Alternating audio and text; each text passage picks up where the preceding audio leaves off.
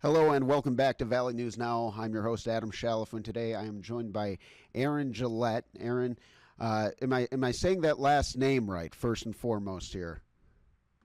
You are, yes, thank you. So, Aaron, you are the chair of the Early Childhood Education Program at Minnesota State University Moorhead, also a professor in the Early Childhood Education Program. And our interview today is just about some exciting news for MSUM and their early education program. You guys are adding an online option. Tell us a little bit more about that. Yes, thanks, Adam. We are very excited to offer an online option for early childhood education, which means anyone who wants to pursue that degree, if they can't come here in person, they can earn it completely online. And so, talking about how that is able to make it a little bit more flexible for different students, I know you just kind of touched on that. Uh, but there's a big evolution right now. In recent years, people are looking to go more online. Certain demographics are looking to go more online. If you can elaborate how you're able to better accommodate your students through this new program. We've had a lot of adults reaching out to us over the years, people who want to pursue teaching as a second career, or people who are paraprofessionals in the schools, or assistant teachers in a preschool setting who want to earn their full teaching degree to become a licensed teacher. So, what this does is it allows people who are working full time to be able to do that without letting go of their full time job. And so, It also lets people who are living at a distance, distance bound, or working other jobs this degree. it sounds like it would provide a lot more flexible hours. Is there still a set class time, or is it a situation where you can go work your normal 9 to 5 and then you can attend to your homework for your career change and things of that nature after? The second one is correct because the online courses would be offered asynchronously. We do a lot of very personalized academic advising. So the academic advisor is going to meet with the student frequently to make sure they're on track, to make sure they're getting the courses in the correct order. But in terms of the coursework, that is done online asynchronously, but they will still have field experience placements that they have to complete for that degree. That was actually my next question. So that's great. I'd love to hear more about that. My mother was a kindergarten teacher for about 20 years, and I just know how important it is to really get that hands-on experience.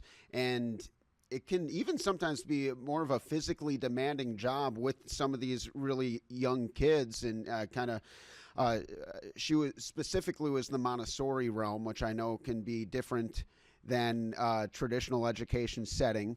But yeah, what kind of experience is required then if you're in the online situation, but still looking to get in class work experience?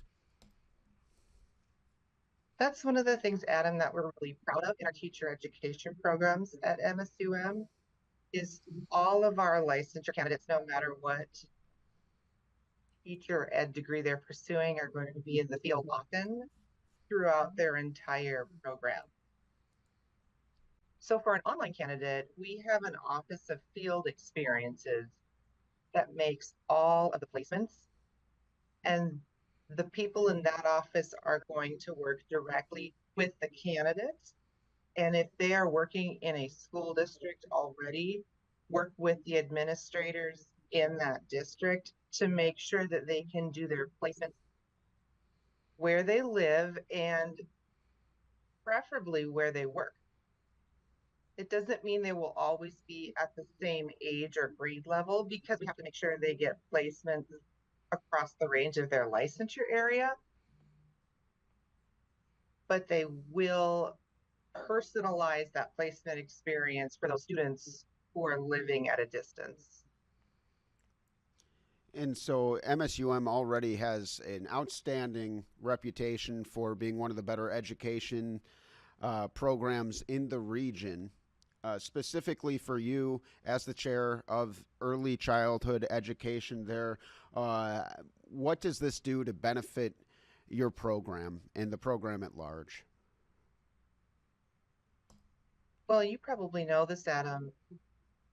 Minnesota State University Moorhead started in 1887 as a normal school to prepare teachers, well before it was a college or a regional university. So that's our identity. And what this does for the program is it increases opportunities for more students to come to us to enroll, because we're finding that it's not just the 18 to 22 demographic anymore that wants to come to college. It's those adult learners and people who want to either pursue an additional degree or just come to college later in life. But you can't just stop your life and become a full-time college student. That's a great point. Thank you so much, Aaron. I know you have some stuff coming up later this afternoon. Is there anything else you'd like to get into or anything else you feel I may have forgotten before I let you go?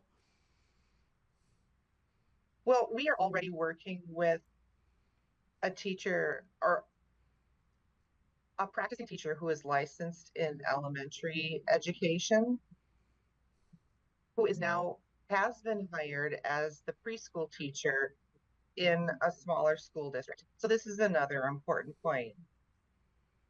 Many smaller districts in Minnesota have preschool programs that are associated with the school district.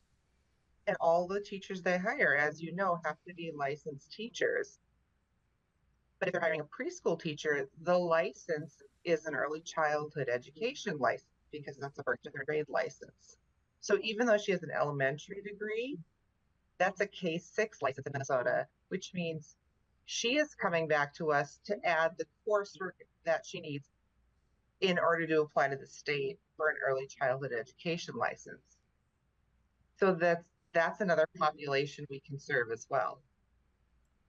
Well, I feel like that's kind of the real big thing there. The big takeaway is it's just making it more accessible for everyone, whether they're looking to switch careers or already working another job as they prepare to even begin college. It seems like it's just making it more accessible and flexible for any students as they look to enter the program.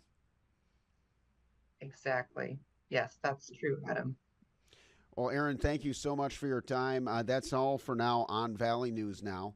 Uh, we have a 4 o'clock broadcast coming up in just a few hours here. Stick around for that. And until then, I'm Adam Shalfu with Aaron Gillette on Valley News Now. Have a great rest of your day.